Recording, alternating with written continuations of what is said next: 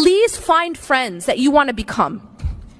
And that person that you take closest to you, make sure it's someone you admire and someone that's actually gonna help you furnish that home that you're going to. Not someone who's gonna come with a torch and burn it down for you. There are friends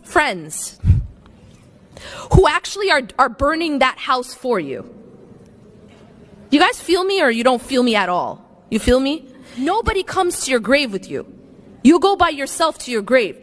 And if your friend is the one who helped you burn it or burn that home, you're stuck with it. And this is the reason why the people of hellfire, one of their biggest regrets is going to be, I wish I had not taken so-and-so as a friend. And so it's really all about how you build your own home, your final home.